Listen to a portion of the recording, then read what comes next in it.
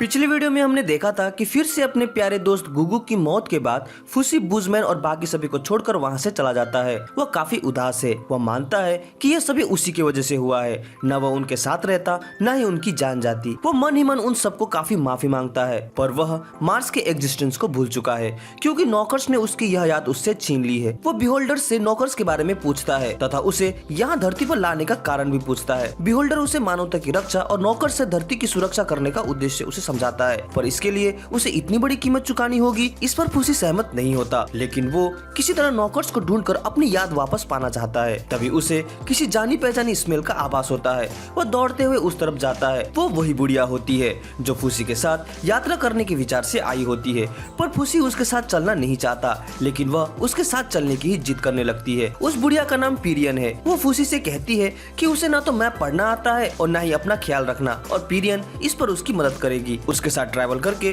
उसे लाभ ही होगा। काफी तर्क वितर्क और झगड़े के बाद आखिरकार फुसी उसके साथ ट्रैवल करने को तैयार हो जाता है, पर वह उसे कहता है कि मेरे साथ ट्रैवल करके तुम्हें पछतावा ही होगा। इसके बाद वे दोनों शिप के जरिए यात्रा करने का फैसला लेते हैं। उन्हें लगता है कि यह एक नॉर्मल शिप है, लेकिन यह कैदियों का एक शिप होता है जहाँ उन्हें एक लड़की द्वारा झूठ बोलकर लाया जाता है। उन दोनों को बाकियों के साथ अलग अलग कैद कर लिया जाता है और उन सबको एक आइलैंड में ले जाया जाता है। यह एक प्रिजन आइलैंड है जिसे जनाडा या फ्रीडम आइलैंड भी कहा जाता है। वहाँ पहुंचकर फुसी किसी तरह पीरियन के पास पहुंचना चाहता है क्योंकि पीरियन को फुसी से अलग रखा गया था। इस आइलैंड में प्रिजनर्स के बीच एक फाइट प्रतियोगिता होती है जिसे जीतने वाले को आइलैंड का चीफ बना दिया जाता है। फुसी को लगता है कि यह फाइटिंग प्रतियोगिता उसके लिए एक बेस्ट अपॉर्चुनिटी है क्योंकि इसे जीतकर वो पीरियन को बचा सकता है। वह इसमें भाग लेता है, लेकिन उसे यह पता नहीं कि यह मर्डर कंपटीशन है। यहाँ सभी एक दूसरे को बेरहमी से मारने लगते हैं, पर फुसी किसी को मारना नहीं चाहता। लड़ाई में काफी खून खराबा होता है और अंत में एक आदमी बचता है।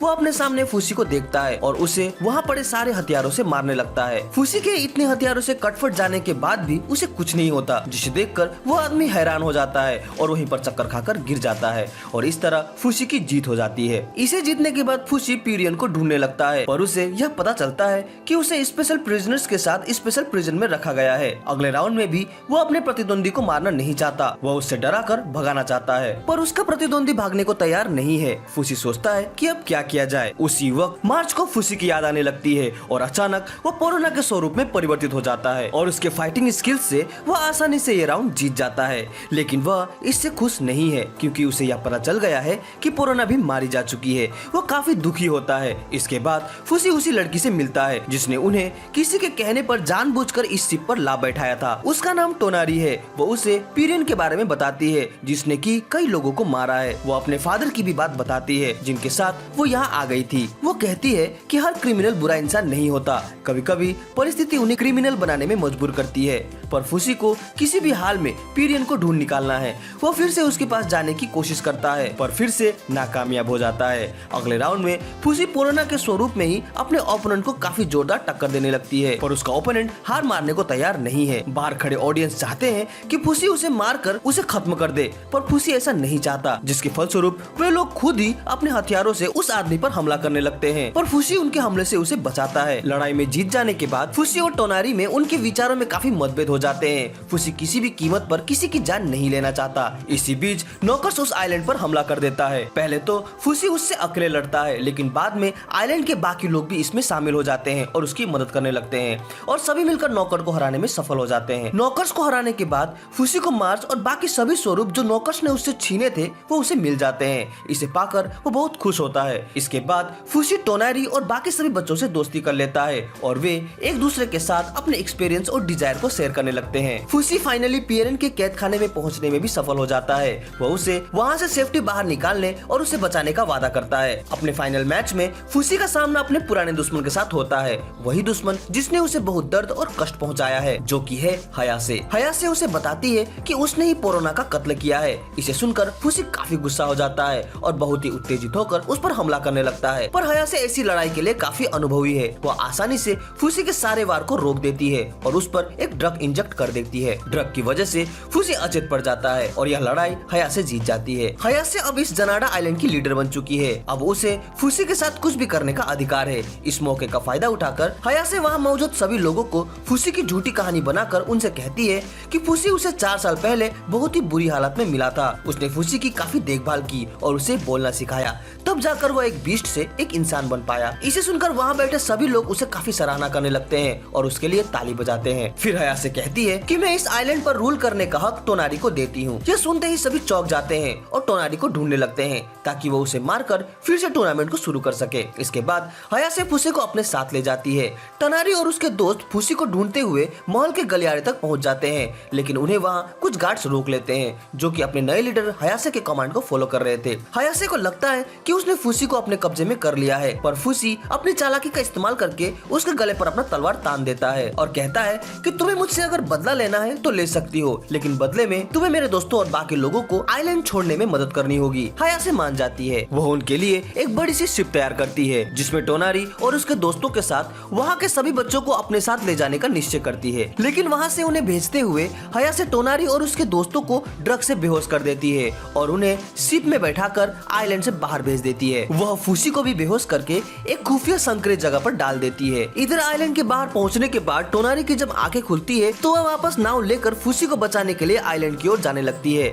यहाँ फुसी उस संकरित खुफिया जगह से अपना रूप बदलकर बाहर निकल जाता है। फुसी की मुलाकात टोनारी से होती है जो कि उसे ही बचाने यहाँ पर आई थी। फुसी उसके इस डिसीजन पर खुश नहीं होता क्योंकि यह टोनारी के लिए खतरनाक साबित हो सकता है। वे दोनों निश्चय करते हैं कि अगली सुबह वो बोट के जरिए यहाँ से बाहर निकल जाएंगे। इधर हयासे को पता चल जाता है कि फुसी उसकी ट्रैप से भाग निकला है। तभी उसका एक गार्ड उसे बताता है कि शहर में एक बड़ी मुसीबत आ पड़ी है। उधर बिहोल्डर के जरिए फुसी को भी पता चलता है कि नॉकर्स ने आइलैंड पर हमला कर दिया है। फुसी बिहोल्डर को थैंक्स कहकर नॉकर्स की तरफ जाने लगता है। इस बार नॉकर्स के अटैक करने का तरीका थोड़ा अलग है। वो मरे हुए इंसानों के शरीर में घुसकर वहाँ के विलेजर्स पर अटैक कर रहा है। अब क्योंकि यह आइलैंड मरे हुए लोगों की लाश से भरा पड़ा है तो नॉकर्स के लिए खाली शरीर ढूंढने की जरूरत नहीं। फुसी के साथ उसके दोस्त और बाकी सभी विलेजर्स उनसे लड़ने लगते हैं। फुसी अपने फायर से काफी नॉकर्स को खत्म करने में सफल भी हो जाता है, लेकिन लड़ाई के दौरान फुसी के कई दोस्त मारे जाते हैं और उनके शरीर पर नॉकर्स कब्जा कर लेता है। ये देखकर फुसी और उसके बाकी सभी दोस्त काफी दुखी होते हैं। फुसी उनसे माफी मांगता है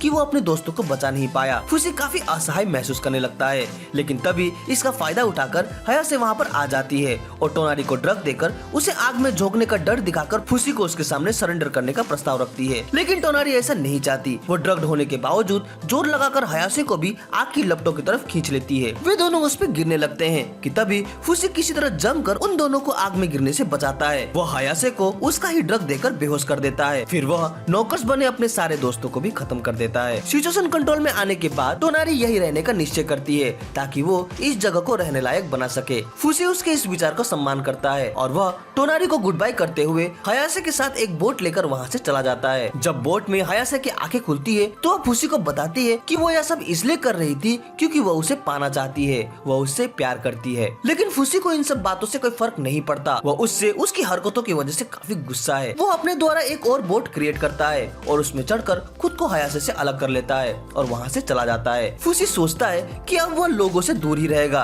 क्योंकि उसकी वजह से बाकी लोगों को काफी परेशानी झेलनी पड़ती है।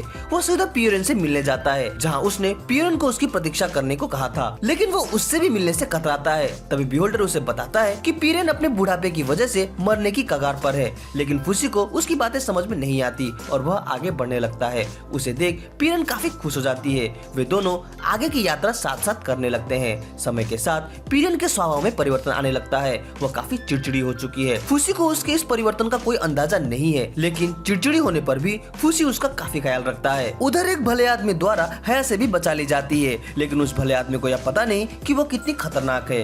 हयासे नौकर के साथ जुड़ जाती है और उस भले आदमी को मार डालती है। इधर पियोरन अपनी अंतिम सांसें गिन रही है। वह जानती है कि फुसी अकेले में किसी अनजानी शक्ति से बातें करता रहता है। खुद को भी एक ट्राई देते हुए वो उस बिहोल्डर को अपने पास बुलाती है। बिहोल्डर उसके सामने प्रकट भी हो जाता है। पियोरन उसे कहती है कि अगर उसका पूर्ण जन्म हो तो वो उसे एक ऐसे इंसान के रूप में पैदा करे जो कि फुसी की यात्रा में जीवन भर उसका साथ दे और उसकी मदद करे। बिहोल्डर उसकी इस इच्छा को स्वीकार कर लेता है और फुसी के जैसे ही एक ऑर्ब की रचना करता है और उसमें पियोरन की आत्मा को खींच लेता होता है। जब फूसी वहाँ आता है तो पीरियन को मरा हुआ पाकर बहुत दुखी होता है और रोने लगता है। वह उसका दाह संस्कार करके वहीं पर अपना बाकी जीवन बिताने लगता है। इसी तरह दिन बीतते जाते हैं। अब फूसी काफी बड़ा हो चुका है और शक्तिशाली भी। वो अपने सामने आए एक नौकर्स को काफी आसानी से खत्म कर देता है और उसे देखकर हंसने लगता है। उसका लुक काफी ज्यादा कूल लग रहा है। और इसी तरह टू ईयर इटर्निटी का यह सीजन यहीं पर समाप्त हो जाता है।